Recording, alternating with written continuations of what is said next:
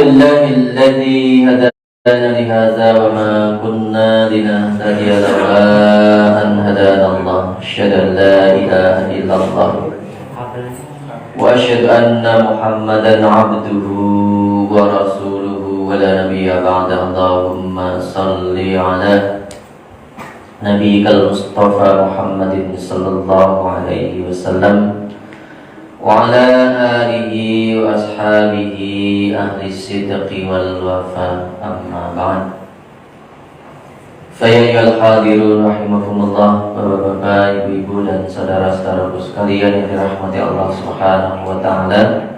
Alhamdulillah kita dipertemukan oleh Allah Subhanahu wa taala dalam kesempatan ini untuk kita menunaikan kewajiban kita, yaitu kewajiban salat subuh dan juga kewajiban kita dalam tafaqquh fid din. May yuridillahu bi khairan yufaqihu fid din. Barang siapa yang dikehendaki oleh Allah Subhanahu wa taala dalam kebaikan, maka dia akan dipahamkan oleh Allah tentang agamanya.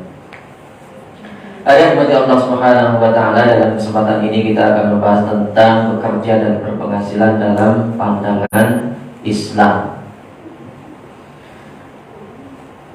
Bahwa bekerja itu adalah merupakan bagian yang tidak bisa kita pisahkan dalam kehidupan kita. Jadi kenapa kita harus bekerja? Karena kebutuhan manusia itu tidak ada dengan sendirinya. Kalau kita tidak bekerja, maka kebutuhan itu tidak akan bisa terpenuhi. Maka bekerja adalah merupakan keharusan bagi kita. Nah, profesi adalah merupakan sarana atau wasilah kita bekerja dan berpenghasilan. Kalau sekarang itu banyak sekali profesi banyak sekali profesi di dalam kita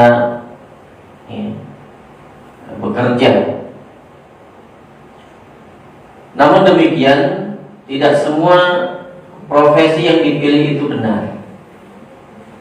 Jadi banyak memang ragam pekerjaan dalam kehidupan kita, tapi kita harus pandai memilih pekerjaan apa yang baik dan benar. Baik dan benar bukan hanya dalam pandangan kita saja, tapi harus dalam pandangan Islam. Jadi banyak pekerjaan, namun tidak semua pekerjaan itu tadi sesuai dengan syariat Allah. Dan tidak sedikit juga orang menempuh jalan yang keliru di dalam berpenghasilan, dalam bekerja itu.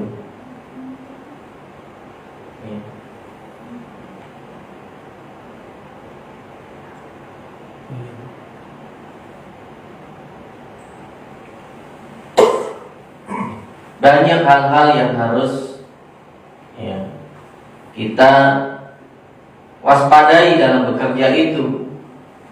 Jadi kalau prinsip dasar dalam muamalah, dalam masalah bekerja itu, ada sebuah kaidah fikih yang berbunyi al-aslu fil asya'i al-ibahah. Asalnya atau aslinya dalam masalah muamalah, dalam masalah pekerjaan itu aslinya adalah boleh.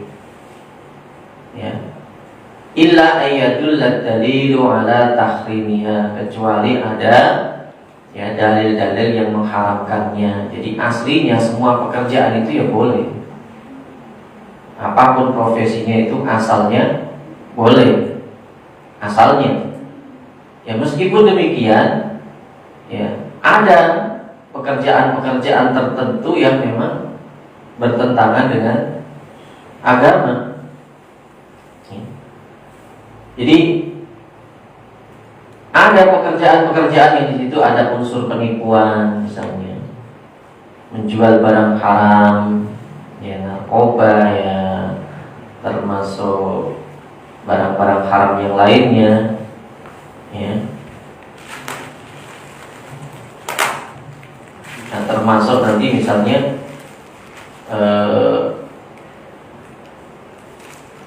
produk-produk, ya, produk-produk yang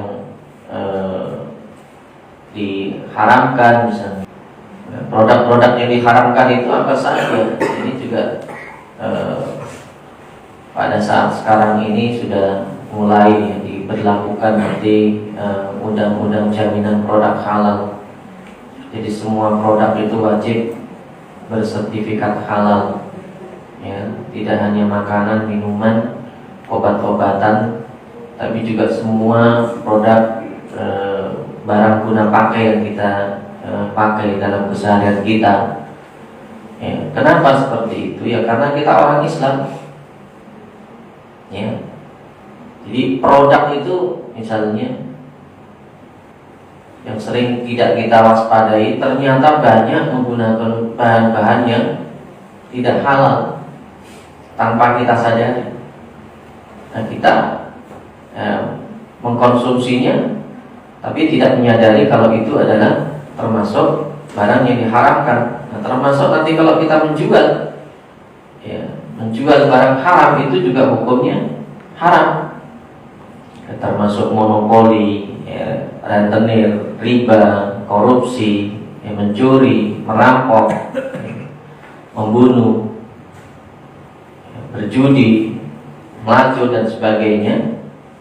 Ini adalah, ya, contoh-contoh beberapa pekerjaan yang memang dalam Islam itu diharamkan. Nah, bagi orang Islam, cara-cara tersebut, ya, cara-cara yang tidak baik itu, ya, tidak boleh dilakukan.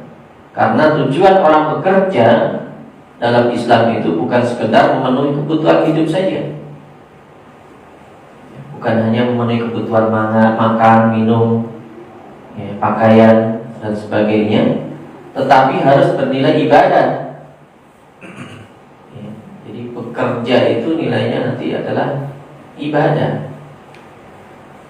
Karena ibadah itu bukan hanya sholat, ya, zakat, puasa, haji saja.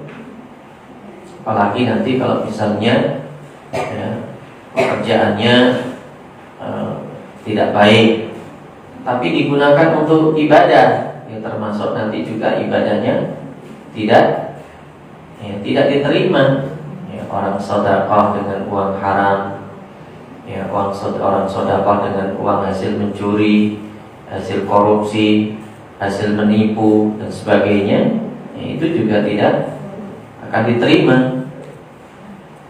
Ya, bahkan ada orang yang pernah bertanya, Ustaz, itu babi itu kan termasuk hewan yang mudah diternak dan laku.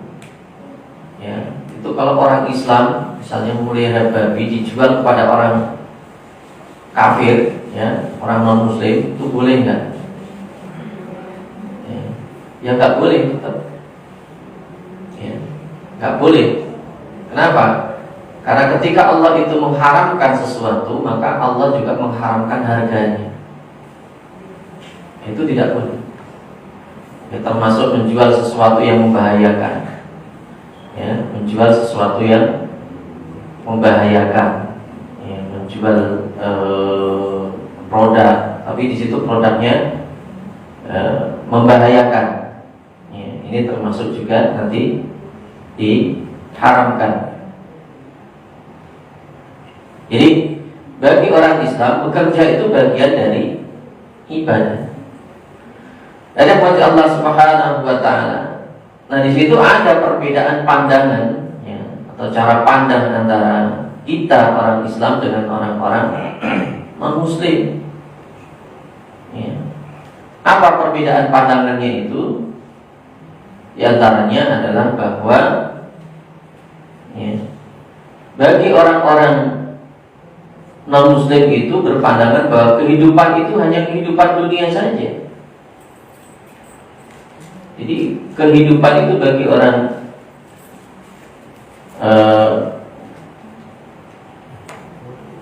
orang yang tidak beriman, ya, mereka menganggap bahwa hidup itu di dunia aja. Sebagaimana difirmankan oleh Allah Subhanahu wa taala dalam surat Al-Mu'minun ayat 37, ya. In hiya illa hayatuna dunya namutu wa nahya wa ma nahnu bima ba'usin. In hiya illa hayatuna dunya. Kehidupan itu hanyalah kehidupan dunia. Ya, namutu wa nahya, kita hidup dan kita mati. Wa ma nahnu bima ba'usin, dan ya, tidaklah kita itu dibangkitkan. Jadi mereka orang-orang tidak beriman itu tidak percaya dengan adanya hari kebangkitan. Hidup itu bagi mereka ya dunia itu. Ya, hidup di dunia menikmati kehidupan, setelah itu mati, selesai. Ya, maka bagi mereka kehidupan di dunia itu ya dipuas-puaskan saja. Mau melakukan apa saja, mau makan apa saja, mau ya, mereka puas-puaskan dalam kehidupan dunia itu, karena cara pandangnya seperti itu. Nah, kita orang Islam tidak seperti itu.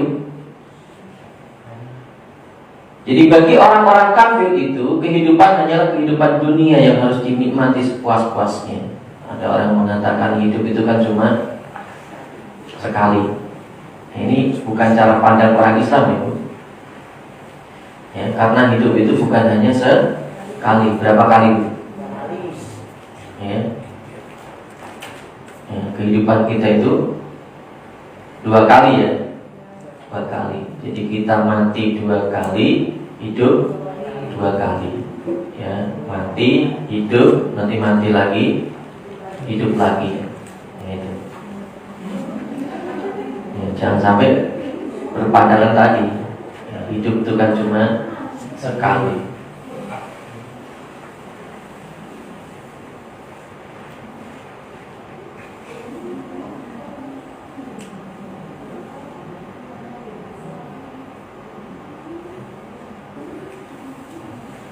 Rahmati Allah Subhanahu wa taala.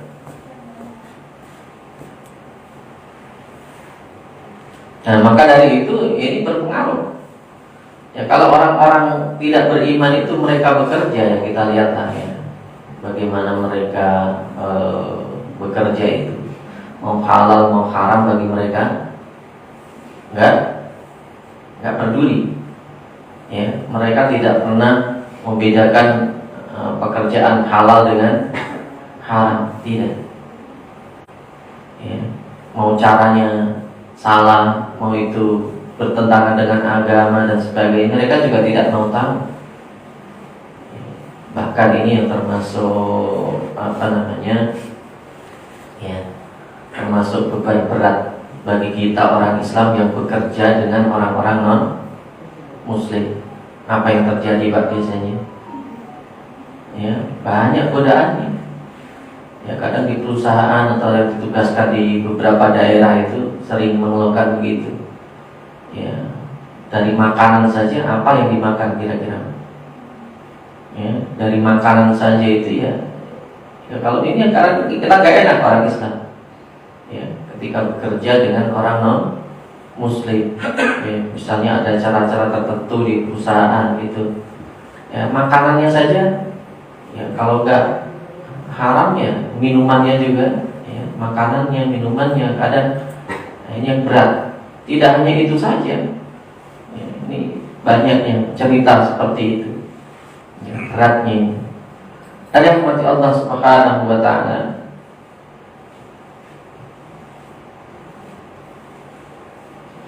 Ya, maka dari itu orang-orang yang tidak beriman itu hanya bersenang-senang dan menikmati kehidupan dunia tanpa adanya aturan. Ya, mau baik, mau buruk, mau benar, mau salah, ya tidak pakai aturan. Ya. Allah Subhanahu wa taala telah berfirman, walladzina kafaru yatamatta'una wa ya'kuluna kama ta'kulul an'am wan naru maswal lahum. Walladzina kafaru, dan orang-orang kafir itu yatamatta'una, mereka itu bersenang-senang ya di dalam kehidupan dunia, wa ya'kuluna, dan mereka itu makan seperti makannya binatang, dan neraka adalah tempat tinggal mereka. Nah, ini jangan sampai kita seperti mereka. Nah, maka dari itu ya, dalam bekerja ini kita harus berbeda. Nah, ini terkadang yang perlu yang kita perlu kita perbaiki, termasuk juga ya hadirnya ekonomi syariah itu kan memperbaiki sistem ekonomi, termasuk kita di negara-negara Muslim. Ya, kenapa seperti itu? Perekonomian perlu diperbaiki. Ya karena di situ ada unsur-unsur yang tidak sesuai dengan agama. Ya maka hadirlah ada namanya perbankan syariah, pegadaian syariah, asuransi syariah, ya, dan sebagainya. Ada saham syariah. Ya, kenapa seperti itu?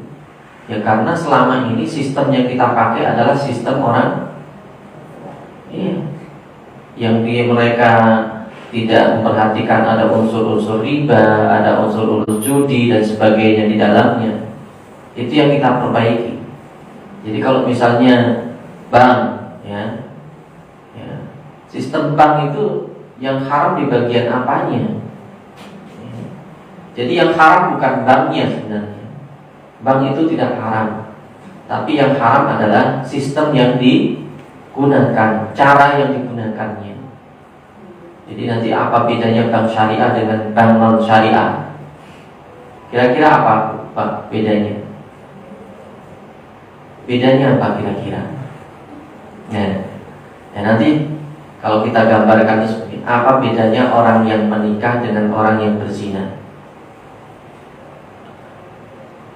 Apa Pak? Orang nggak bisa membedakan, ya. Karena mereka menganggap bahwa ya antara menikah dengan berzina itu sama, ya. Bahkan ada orang yang menganggap gini, kalau orang suka sama suka, kenapa harus dilarang? Yang penting kan tanggung jawab. Beda. Ya, apa bedanya? Kalau nikah itu halal, kalau berzina itu haram. Apa yang menyebabkan keduanya berbeda? Yaitu adanya akad namanya. Akad. Jadi yang menjadikan ini pentingnya dalam hubungan transaksi itu, ya, dalam transaksi itu yang paling penting di antaranya adalah akad. Kalau nikah itu ada akadnya, ya. Jadi tidak hanya kesepakatan antara laki-laki perempuan saja, tapi di situ ada orang tuanya, ada tetangganya, ada temannya yang ikut menghadiri, ya, bahwa itu hubungan yang resmi, sah secara agama maupun ya aturan pemerintah. Ya termasuk tadi ya apa bedanya bank syariah dengan non syariah. Ya, kalau sistemnya hampir sama, maka kadang orang gini, nggak ada bedanya itu bank syariah dengan bank konvensional, sama aja. Ya. Yang beda di situ adalah akadnya, ya, akadnya. Maka nanti dalam produk perbankan syariah itu selalu ada akad-akad yang digunakan. Ada banyak akad yang digunakan. Ya, ada akad nanti kalau misalnya akad kita beli rumah, ya, pembiayaan untuk beli rumah, ya itu ada beberapa akad di situ. Termasuk nanti ada akad namanya akad murabahah, ada ijarah muntahiyah ditamlik. Ya, apa itu aja akad murabahah itu? Akad murabahah itu akad jual beli sebenarnya.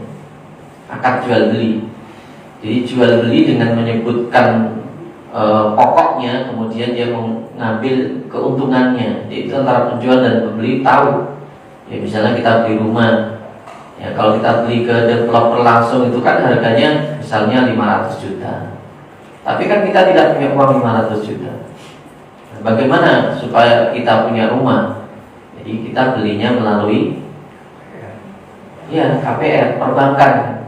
Karena yang punya duit itu bank, kita bilang bank. Ya, jadi bukan kita ngutang uang ke bank untuk beli rumah, bukan. Jadi kita beli rumah itu ke bank dengan nyicil. Jadi bank beli rumah dari developer dengan harga misalnya tadi 500 juta, kemudian dijual ke kita cicil. Ya, dengan harga ya misalnya berapa tahun? 5 pas 10 tahun, pas 15 tahun. Ya, nah, semakin lama ya semakin harganya makin mahal. Kenapa, Pak? Kok harganya makin mahal? Ya, karena harga yang kita beli itu perkiraan harga 5 tahun. Kalau itu kita beli 5 tahun, kalau 10 tahun ya harga 10 tahun yang akan datang, atau harga 15 tahun yang akan datang.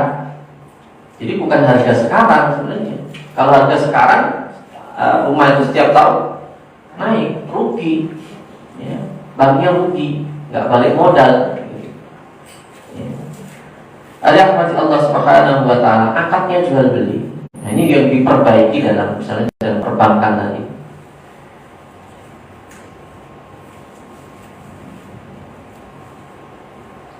Jadi cara pandang orang kafir dalam memandang kehidupan ini tidak boleh ditiru oleh orang-orang beriman. Maka dari itu ya tadi yang perlu kita ajarkan kepada anak-anak kita, termasuk perhatian kita juga ya di madrasah atau di sekolah-sekolah Islam itu juga ya yang diajarkan itu terkadang masih ekonomi konvensional murni. Ya, padahal perlu juga diajarkan tentang ekonomi syariah. Masih banyak ya di sekolah-sekolah Islam yang dipelajari atau yang diajarkan kepada siswanya itu hanya murni ekonomi konvensional. Dari rahmat Allah Subhanahu wa ta'ala.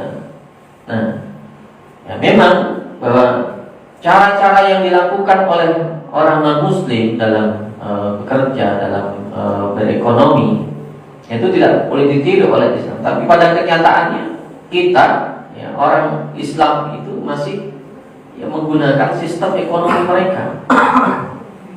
Ya, termasuk cara penggajian, ya, termasuk ya nanti sebenarnya kalau dalam Islam ini ya termasuk problem yang kita hadapi sebenarnya. Karena memang yang selama ini kita praktekkan, kita biasakan itu ya cara pandang mereka, ya, cara pandang mereka yang kita lakukan. Jadi kita ikut ya cara mereka bermuamalah ya, termasuk kalau kita dalam mempekerjakan ya, itu kan kalau dalam Islam itu sebenarnya ada. Jadi kalau kita ingin pekerjakan orang ya, pegawai, karyawan ya, itu sebenarnya ada akadnya. Akadnya apa Pak sebenarnya Pak? Kalau kita mempekerjakan orang, itu akad yang digunakan itu sebenarnya akad sewa. Jadi kalau kita mempekerjakan orang itu ya terkadang kan ya kalau dalam sistem kapitalis itu orang dipekerjakan dengan pekerjaan yang sebanyak-banyaknya dengan gaji yang iya. Jadi di apa itu Pak? Dieksploitasi. Ya, aturannya sebenarnya tidak begitu. Jadi ya kadang perusahaan merasa dia bosnya saja. Jadi dia berhak mengatur. Padahal dia mempekerjakan orang itu sebenarnya dia menyewa. Ya, dia menyewa tenaga kita, bukan menyewa diri kita. Tenaga kita yang disewa. Ya. Keahlian kita yang disewa. Jadi bukan menyewa kita orangnya, tapi keahlian kita. Ya, maka di situ nanti kalau kita mengerjakan orang ya harus sesuai dengan keahliannya. Ya, termasuk kalau kita mempekerjakan pembantu rumah tangga misalnya. Ya, pembantu rumah tangga itu kita gaji berapa Bu? Biasanya Bu? Ya, tapi pekerjaannya banyak. Ya nyuci, ya masak, ya rawat anak, ya macam-macam. Ya. Jadi seakan-akan pokoknya ya Jadi semua pekerjaan harus dia lakukan. Ya, padahal harus ada kriteria gitu, yang dikerjakan itu apa, gajinya berapa, kan gitu. Ya, termasuk nanti kalau misalnya majikannya punya catering atau apa misalnya, ya dia kalaupun dia ada keuntungan dari hasil itu, ya dianggap gajinya tadi udah masuk dari gaji rutin itu. Ya, itu tidak boleh, harus ditambah itu. Ya, kalau dia majikannya punya catering misalnya, nah itu harus ditambah itu gajinya. Jangan sampai nanti kita mengerjakan orang. Ya karena apa? Karena cara pandang kita, ya, cara pandang umumnya yang dilakukan oleh orang. Ya, jadi sebenarnya kita menyewa dia, menyewa keahliannya, tenaganya, ya, dengan gaji yang harus dijelaskan. Ya, pekerjaannya ini gajinya sekian, gitu kan? Nah, seperti itu harusnya. Ada mati Allah Subhanahu wa Ta'ala. Nah, maka dari itu perlu ya cara pandang Islam ya, dalam bekerja dan berpenghasilan ini, agar pekerjaan dan kerja keras di dunia ini tidak sia-sia. Jadi kita ingin bahwa apa yang kita lakukan itu bukan hanya untuk sekedar memenuhi kebutuhan hidup saja, tidak. Tapi bagaimana atau apa yang kita lakukan itu nilainya adalah ibadah tadi. Jadi bukan hal sia-sia di dunia saja, tapi itu kita bisa menikmati hasilnya, ya, dunia dan akhirat. Ya. Dari umat Allah Subhanahu wa Ta'ala. Jadi cara pandang orang Islam dalam kehidupan ini adalah bahwa dunia hanyalah sebagai wasilah atau perantara menuju kehidupan akhirat. Ya, termasuk yang kita kerjakan itu bukan hanya tadi. Jadi harta atau penghasilan atau apa saja dalam kehidupan ini bukan tujuan. Jadi tujuan kita bukan dunia, tapi tujuan kita adalah akhirat. Kehidupan dunia bukanlah tujuan, tetapi perantara bagi kehidupan selanjutnya, yaitu kehidupan akhirat. Islam mengajarkan umatnya untuk mampu hidup secara seimbang. Jadi harus seimbang dalam kehidupan dunia maupun dalam kehidupan akhirat. Jadi dalam Islam itu, Islam menginginkan bahwa kita itu memperoleh kebaikan dalam kehidupan dunia dan akhirat. Kalau kita sebutnya sukses dunia akhirat, dunianya sukses, akhiratnya juga sukses. Ya. Maka doa yang kita sering bacakan atau sering kita panjatkan, apa Bu biasanya Bu doanya Bu? Rabbana atina fid dunya hasanah wa fil akhirati hasanah wa qina adzabannar. Ini doa sapu jagat. Soal sapu jagat semuanya kita minta, dunia yang kebaikan, akhirat yang kebaikan. Ya. Dan termasuk tadi ketika kita bekerja tadi, yang kita inginkan adalah untuk kebaikan dunia dan akhirat. Islam juga tidak menginginkan umatnya hanya mementingkan akhirat saja, ya, dengan melupakan dunia, seperti beranggapan sebagian orang tadi. Jadi sebagian orang itu menganggap bekerja itu urusan dunia aja. Ya, jadi kalau kita nanti lebih dalam pelajari sistem ekonomi dalam Islam ini, semuanya sangat luas sebenarnya. Ya, bahwa yang kita sebut dengan misalnya harta itu sebagian orang menganggap itu kepentingan dunia apa kepentingan akhirat. Dua-duanya itu. Bahkan kalau dalam Islam, harta itu termasuk bagian dari agama. Harta itu bagian dari agama. Kok bisa? Iya, karena itu dipertanggungjawabkan dunia akhirat. Ya, termasuk nanti dalam kehidupan akhirat itu, bahwa orang itu tidak akan bisa beranjak dari hadapan Allah sebelum ditanya 5 hal. Ditanya tentang umurnya, ditanya tentang usianya, ya, usia mudanya, ditanya tentang hartanya, dari mana dia memperolehnya dan digunakan untuk apa. ya, dia perolehnya itu bagaimana caranya, digunakan untuk apa, ya, itu pertanyaannya juga. Nah, ini termasuk tadi kita bekerja itu untuk memperoleh harta. Ya, pertanyaannya, pekerjaan kita apa?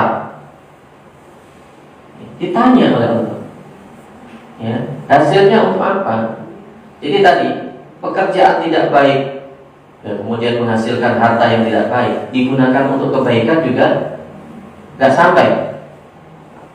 Atau sebaliknya pekerjaannya baik, halal, ya, digunakan untuk hal-hal yang tidak baik, juga tidak baik.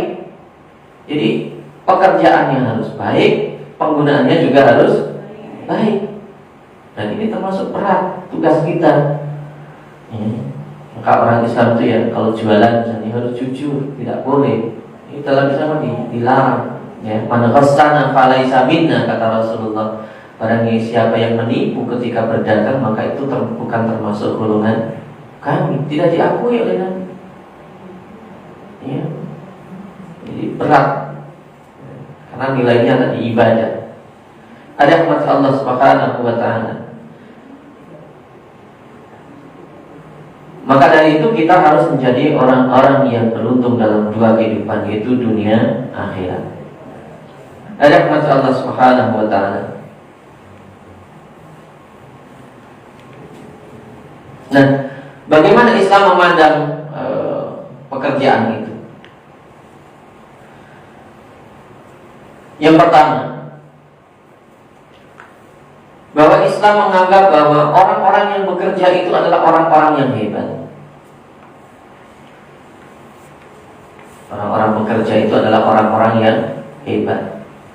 Jadi orang hebat itu adalah orang yang bekerja. Jadi ini termasuk nanti Islam itu melarang pengangguran. Jangan sampai orang itu menjadi pengangguran. Ada umat Allah Subhanahu wa taala. Rasulullah sallallahu alaihi wasallam bersabda, "A'dhamun nasi hamman al-mu'min alladhi yuhibbu bi amri dunyahu wa amri akhiratihi." Jadi termasuk orang-orang yang paling hebat adalah orang mukmin yang prihatin. Prihatin itu maksudnya mau bersusah-susah, mau berlelah-lelah, ya, untuk urusan dunia dan akhirat. Jadi untuk urusan dunia akhirat itu orang harus berlelah-lelah, bekerja keras, ya, karena tidak ada, ya,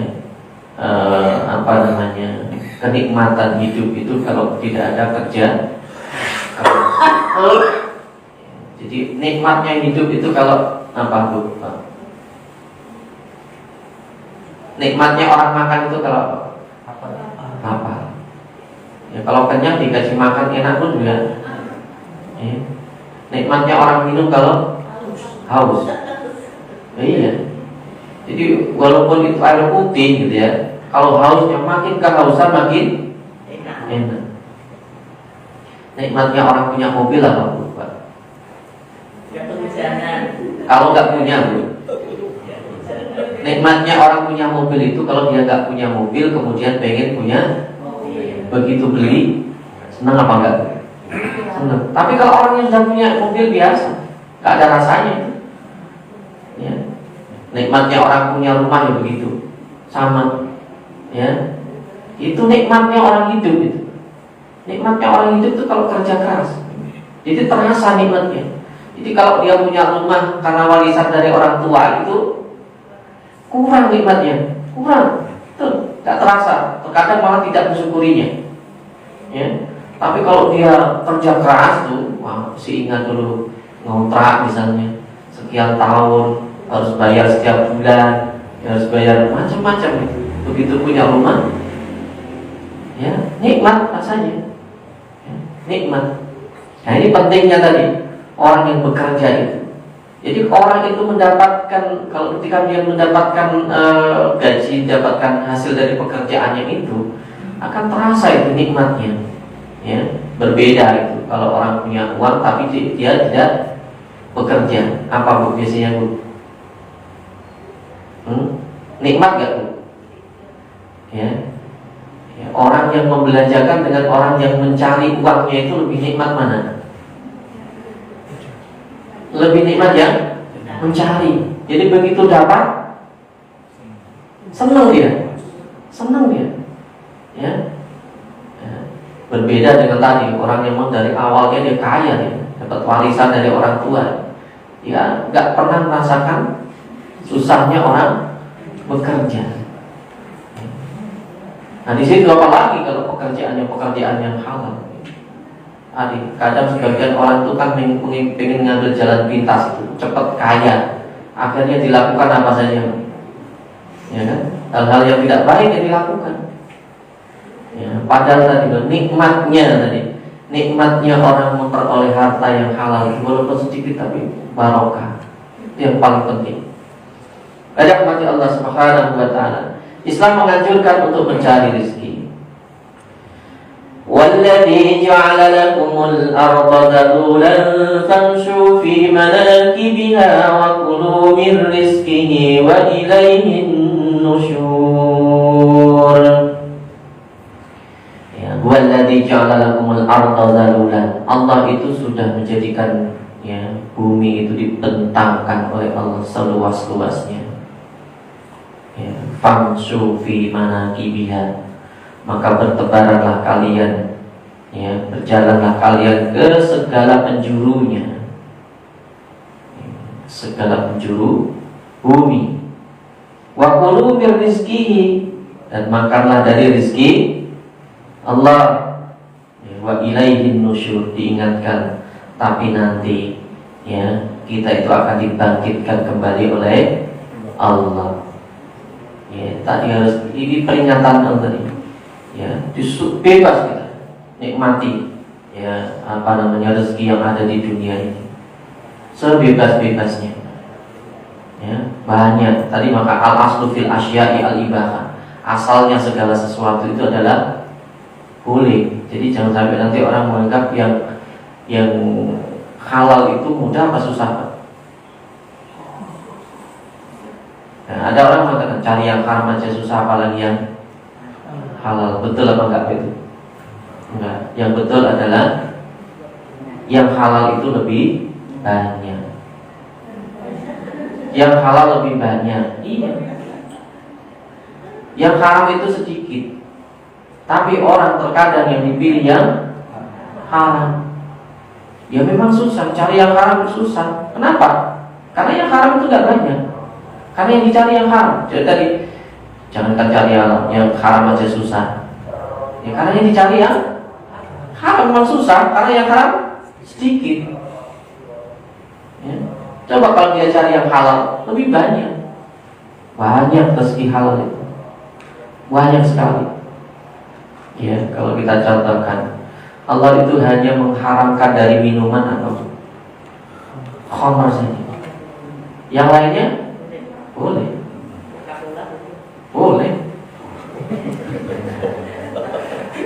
Kurang banyak apa minuman apa saja boleh. Itu khamar aja diharamkan itu. Iya. Allah itu hanya mengharamkan apa dalam makanan? Babi darah bangkai. Babi darah bangkai. Tapi kalau sekarang itu babi itu, jadi kadang orang bertanya, kenapa kok semua produk itu harus bersertifikat halal? Itu kan menyulitkan. Bukankah yang halal itu lebih banyak, yang haram itu sedikit? Sekarang itu berubah. Yang haram sedikit itu bisa jadi banyak. Contohnya tadi babi itu diharamkan. Tapi sekarang itu banyak produk-produk itu yang berasal dari babi. Babi itu bisa jadi apa saja. Itu yang dicari dalam sertifikasi halal. Kenapa produk-produk harus disertifikasi halal? Karena untuk memastikan bahwa produk-produk itu terbebas dari bahan yang berasal dari babi. Wahabi itu bisa jadi apa saja. Bisa jadi apa saja. Ya. Itu. Jangan sampai nanti kita makan roti tanpa terasa. Roti yang kita makan itu ternyata mengandung bahan dari babi. Kan kita nggak tahu. Roti kelihatannya halal, ya kan? Tapi namanya makanan sekarang itu, produk sekarang itu, kan bukan hanya produk itu berasal dari bahan utama saja. Di situ ingredientnya, komposisinya macam-macam. Ya, makin kesini makin banyak bahan yang digunakan, makin banyak. Jadi tujuannya untuk meningkatkan kualitas sebenarnya, untuk meningkatkan kualitas produk itu digunakan banyak bahan. Bahan apa saja, biar rotinya empuk, biar rotinya tahan lama, biar makin enak bagaimana, itu ditambahkan banyak bahan. Tapi makin banyak bahan tambahan itu, kita harus tahu bahan tambahannya itu terbuat dari apa. Itu yang termasuk berat ini. Maka itu dari semua produk itu wajib hukumnya. Ya, kalau sekarang di Indonesia sudah wajib hukumnya bersertifikat halal. Karena ya tadi kita orang Islam mayoritas di Indonesia, tapi yang membuat produk kita itu kebanyakan orang-orang non Muslim. Kita hanya menikmati aja. Ya, kita percayakan hidup kita kepada mereka.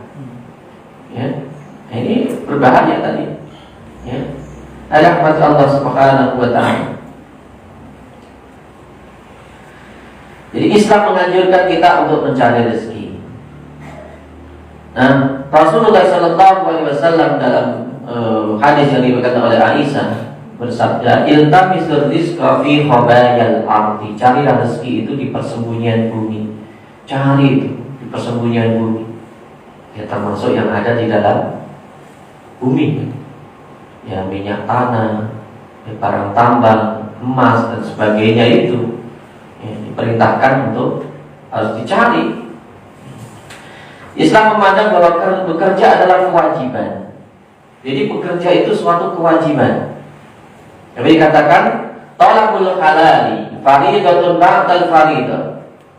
Jadi mencari yang halal itu adalah kewajiban setelah kewajiban sholat 5 waktu. Ya. Kewajiban bekerja itu wajib hukumnya, bukan sunnah. Ya. Jadi talabul halali wajibun ala kulli muslimin. Jadi mencari yang halal itu hukumnya wajib bagi setiap orang Islam.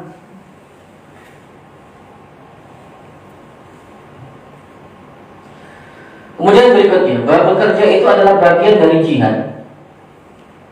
Ya, termasuk nanti dalam Islam itu, di dalam hadis itu Rasulullah SAW bersabda, "Rasul umuri al-Islam." Ya, pokok atau pangkal segala urusan itu adalah Islam. Ya, wa amuduhu as-sholat. Tiangnya itu, penyangganya itu adalah sholat. Ya. Wasana mudarwatihi, puncaknya itu adalah jihad. Puncaknya itu jihad. Jadi pondasinya itu Islam. Makanya ini penting juga tadi. Kita kalau berpolitik, ya politiknya harus Islam. Karena katakan oleh Nabi begitu. Ya, Rasul umuri al-Islam. Ya, pokok dari semua urusan itu adalah Islam.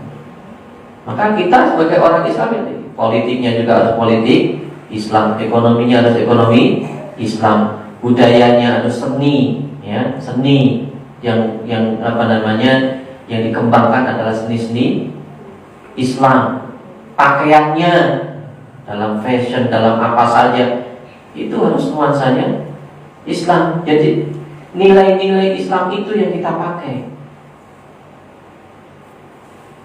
Karena kita orang Islam. Jangan sampai nanti kalau sekarang itu yang ramai, ya, kalau berpolitik ya jangan pakai identitas.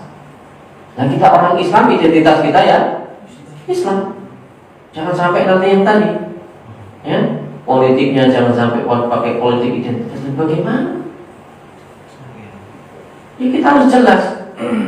Jangan sampai politiknya Gak jelas. Akhirnya kita orang Islam diapakan Pak? Ya ditipu-tipu, yang diapakan saja itu. Ya. Kita orang Islam harus jelas. Ya. Bukan anti yang selainnya, bukan. Karena Islam itu kaya dengan nilai Islamnya itu yang harus diterapkan. Ya, termasuk kalau dalam politik itu pemerintah. Ya, pemimpin dalam Islam, pemimpin kita itu bekerja, rakyat itu untuk pemimpin apa pemimpin untuk rakyat? Jadi pemimpin itu untuk rakyat, dia bekerja untuk rakyat, bukan rakyat bekerja untuk pemimpin. Nah, kalau kita cara pandang orang kapitalis, kira-kira rakyat bekerja untuk pemimpin apa pemimpin bekerja untuk rakyat? Ya, dalam pemerintah kita itu termasuk ya, yang kita adopsikan dari orang non-Muslim. Prinsipnya kapitalis juga. Kapitalis itu bagaimana prinsipnya? Kalau negara nggak punya duit, yang disuruh kerja siapa? Iya. Ya, nggak punya duit, begitu cara. Karena prinsip yang dipakai bukan prinsip Islam. Jadi maka penting juga gitu, belajar tentang Rasul Umuri al-Islam. Pangkal dari semuanya itu adalah Islam. Rahmat Allah Subhanahu wa ta'ala. Termasuk bekerja itu adalah bagian dari jihad, hal penting dalam Islam. Tadi kalau basicnya itu Islam, penyangganya adalah sholat, ya, puncaknya itu adalah jihad. Nah, ini hadisnya cukup panjang ya. Kita baca Indonesianya saja. Ketika Rasulullah SAW melewati kelompok orang, ya, para sahabat melihat ada seorang pemuda yang kuat dan giat dalam bekerja. Mereka berkata, sekiranya hal tersebut dilakukan di jalan Allah. Maksudnya begitu. Pemuda ini kenapa kok dia malah pilih bekerja daripada berjihad? Ini masih muda, harusnya dia jihad. Kok dia malah gak ikut jihad tapi malah bekerja, rajin kerjanya. Yang lainnya ikut jihad, dia malah kerja. Itu. Maka Nabi Sallallahu Alaihi Wasallam bersabda, janganlah kalian ungkapkan itu, karena jika ia keluar dan bekerja untuk anaknya yang masih kecil, maka ia termasuk jihad fi sabilillah. Jadi menafkahi anaknya yang masih kecil itu termasuk jihad. Ya. Kalau ada orang bekerja, Pak Bu, bekerja yang halal untuk menafkahi anaknya, istrinya, dirinya, orang tuanya, dia meninggal ketika bekerja, itu termasuk mati syahid. Mati syahid. Ya. Betapa mulianya Islam itu, memuliakan orang-orang yang bekerja. Ya. Matinya mati syahid. Kelelahan dia bekerja itu termasuk jihad. Jika ia keluar, ya, bekerja untuk kedua orang tuanya yang sudah tua, maka ia termasuk di jalan Allah, jihad fi sabilillah. Jadi orang tua kita itu termasuk tanggung jawab kita. Jangan sampai nanti, ya, yang dianggap yang wajib dinafkahi itu hanya anak istri saja, ya. Orang tua kita juga, ya anak, ya istri, ya orang tua. Itu kewajiban kita. Ya. Kemudian jika ia keluar bekerja untuk dirinya sehingga menjadi ifah itu orang yang menjaga kehormatannya. Jadi orang bekerja itu termasuk menjaga kehormatannya. Dari apa? Dari meminta-minta. Ya. Jadi orang yang bekerja itu termasuk orang hebat tadi dalam Islam itu. Ya, itu luar biasa. Apapun pekerjaannya, yang penting halal kan itu. Ya, jadi bukan karena banyaknya yang dia peroleh, halalnya itu yang mahal. Ya. Maka ia berada di jalan Allah. Dan jika ia keluar bekerja karena, ya, sombong, riak dan sombong, maka ia berada di jalan setan. Maksudnya bagaimana? Ya kalau kita kerja itu jangan sampai untuk menunjukkan diri, pekerjaan saya ini luar biasa. Jangan sampai seperti itu. Itu kan niatnya, bukan orang lain yang niatnya. Jadi kalau ketika dia bekerja untuk membanggakan dirinya, ya tadi kesombongan termasuk riya, pamer, ya pamer, riya, sombong, itu termasuk di jalan setan. Ini perlunya tadi. Nah untuk menghilangkan itu bagaimana? Dengan tawadhu. Ya apapun pekerjaan kita, ya jangan sampai misalnya kita ya kita kan orang-orang penting nih, gitu kan, menunjukkan pada dirinya itu. Nah ini jangan sampai. Kalau bisa merendah, ya semakin tinggi jabatannya, ya semakin tinggi pangkatnya, jangan malah menunjukkan itu. Tapi justru semakin ditinggal, yang ditujukan adalah kerendahan hatinya. Ya, ini dalam Islam. Maka kalau kita lihat pemimpin-pemimpin Islam itu ya begitu. Umar misalnya, contoh Umar.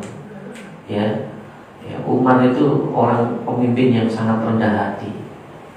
Ya, kalau pernah ada tamu dari Romawi pengen bertemu dengan Umar, nyarinya di mana? Kalau cari presiden itu nyarinya di mana, Pak? Iya, harusnya di istana. Tapi ketika cari Umar itu di mana, Pak? Di masjid. Tidur, kelelahannya tidurnya di masjid.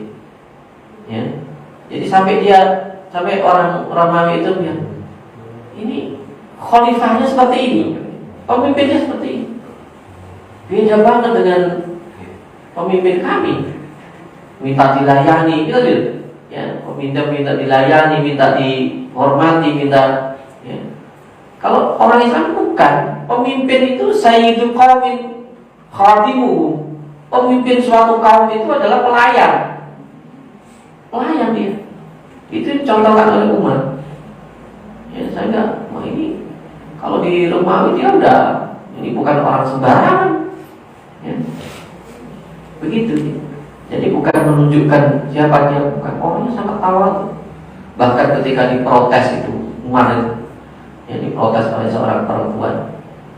Ketika dia menetapkan mahar bagi perempuan itu, jadi diprotes oleh seorang perempuan. Wahai Umar, apakah kamu akan menetapkan sesuatu yang oleh Allah itu tidak ditetapkan? Jadi protes oleh seorang. Apa yang dikatakan oleh Umar? Perempuan ini betul, saya yang salah. Ya. Itu ya, contoh tadi. Ada kepada Allah Subhanahu wa Ta'ala.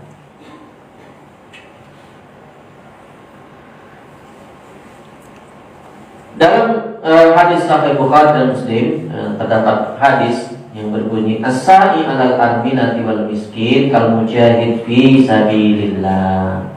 Orang yang membantu kebutuhan para janda dan orang miskin itu bagaikan yang berperang di jalan Allah. Ini kan jihadnya bukan jihad berperang mengangkat senjata, tapi jihadnya jihad ekonomi. Jihadnya ekonomi. Ya, jihadnya melalui ekonomi. Jadi orang Islam itu ya harus lihat bekerja, harus jadi kaya. Tapi dalam hadis juga nikmal mal, ya, fiyadis salih. Sebaik-baik harta itu kalau di tangan orang soleh. Dalam hadis lain juga sebutkan la ba'sa bil ghina liman ittaqa. Tidak apa-apa menjadi kaya kalau dia orang bertakwa. Artinya orang bertakwa, ya, orang beriman harus kaya. Kenapa? Jadi harta yang terbaik itu adalah harta yang dimiliki oleh orang-orang saleh. Jangan sampai yang terbalik, ya. Yang kaya bukan orang soleh tapi orang-orang toleh. Apa yang terjadi? Yang terjadi kerusakan.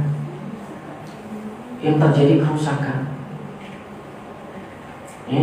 Tapi kalau yang kaya itu orang-orang Islam, orang-orang soleh, apa yang terjadi? Yang terjadi adalah kedamaian. Ya.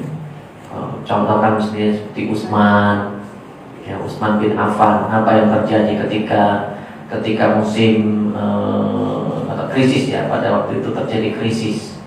ya, terjadi krisis di Madinah, terjadi paceklik, susah, harga pangan itu mahal, orang mau makan susah, ya.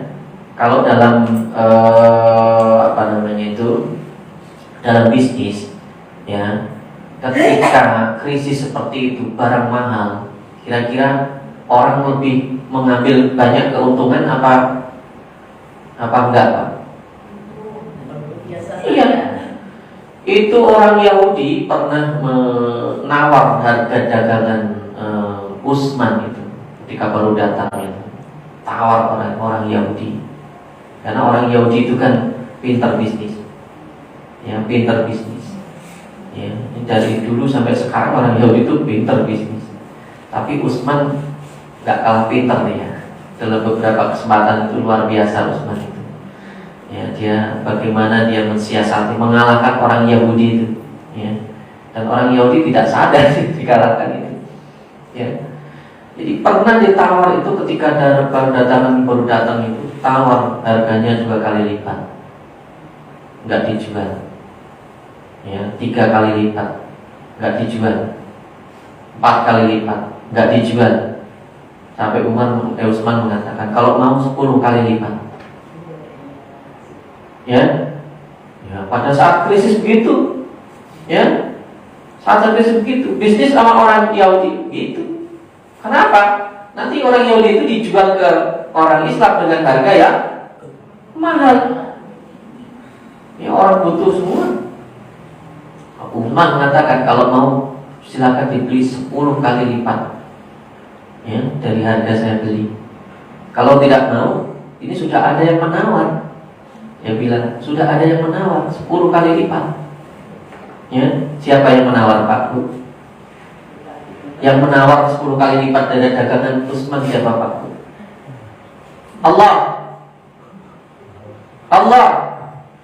Akhirnya harta dagangannya dibawa berapa ribu ekor unta itu disedekahkan semua. Itu oleh Utsman. Ya, bisa dibaca itu sejarahnya. Orang Yahudi geleng-geleng dia. Itu orang Islam. Itu orang beriman. Dia bukan untuk mempersulit masyarakat Islam, bukan. Justru dimudahkan. Ya, kalau hitung-hitungan tadi rugi kan gitu. Rugi kan? Yang harusnya dia meraup keuntungan yang banyak malah rugi. Tapi dia tidak hitungannya begitu. Dia bisnisnya bukan dengan manusia. Orang beriman itu bisnisnya dengan Allah, nanti akan dikembalikan oleh Allah. Dan itu dibuktikan oleh para sahabat. Ya, dibuktikan. Maka tadi katakan nikmal malu fi yadis saleh. Sebaik-baik harta itu tangan orang-orang saleh. Ya, ketika pernah juga orang Yahudi itu kan punya bisnis air di Saudi, di Madinah itu kan. Ya, karena di negara Arab itu kan air kan susah. Ya. Nah, kalau kita sekarang di Indonesia bisnis air aja laku enggak, Pak? Produk air kita lihat banyak sekali. Padahal di Indonesia itu gudangnya air, nggak perlu jauh-jauh kita gali di bawah tanah keluar air. Ya, itu kalau bisnis airnya di padang pasir waktu itu, ya, dulu kalau nggak banyak sumur kan, orang Yahudi itu punya sumur, ya, dijual itu airnya sama orang Islam. Ya, harganya bukan makin murah, makin hari makin naik. Akhirnya apa yang dilakukan? Wah, ini nggak benar ini oleh Utsman kan. Ya, akhirnya sumur orang Yahudi itu ditawar oleh Utsman. Bagaimana kalau sumur kamu saya beli? Ya nggak boleh, orang itu ladang penghasilan dia kan gitu. Ya, ya. Oleh Utsman, gini aja, kita joinan aja. Ya. Kita joinan aja. Oke, saya ikut nanam saham di sumur ini, ya, ya, dengan harga yang fantastis. Jadi kalau untuk beli itu udah dapat. Ya. Oke, orang Yahudi, ini saya untung nih, ya kan? Dia bilang untung nih. Nah, ternyata lagi-lagi Utsman itu ya pintar tadi mengelabui orang-orang Yahudi. Ya, akhirnya digilir sehari untuk Utsman, sehari untuk orang Yahudi. Begitu giliran Utsman, ya, orang-orang Islam yang datang ke situ gratisin semua, dah ambil semua. Ya, diambil semua. Wah, ini mumpung gratis ya, namanya gratis ya Pak Bu ya. Mumpung gratis ya ngambil sebanyak-banyaknya kan gitu. Wah, ambil sebanyak nggak apa-apa, ambil semuanya. Orang nggak ambil ketuaan Utsman. Ya, begitu giliran orang Yahudi, nggak ada yang datang. Ya, nggak ada yang datang. Kenapa? Ya, kebutuhan airnya sudah melimpah, mereka nggak butuh lagi. Ya, akhirnya orang Yahudi gimana? Kalau semua kamu saya beli, ya udahlah, daripada saya rugi katanya kan. Nah, oleh Utsman akhirnya sumurnya itu kan diinfakkan, diwakafkan. Dia nggak ngambil keuntungan. Dan apakah begitu Utsman bangkrut atau rugi? Enggak. Enggak gitu. Nah, ini ya tadi tujuan orang ya dalam Islam itu kita berbisnis bukan dengan manusia. Ya kalau logikanya dengan logika manusia ya memang begitu. Ya, pentingnya ya. Ada rahmat Allah Subhanahu wa taala. Jadi bekerja itu menggugurkan dosa. Ya, bekerja itu menggugurkan dosa kalau bekerja yang halal. Tapi kalau bekerja yang haram, ya nambah dosa kan. Rasulullah sallallahu alaihi wasallam bersabda, "Man amsaka min amaliyatihi amsa maghfuran lah." Barang siapa yang dia sore hari itu duduk kelelahan karena bekerja seharian yang dia lakukan, maka ia dapatkan sore hari tersebut dosa-dosanya sudah diampuni oleh Allah. Pulang kerja dosanya diampuni oleh Allah. Masya Allah. Itu dengan bekerja.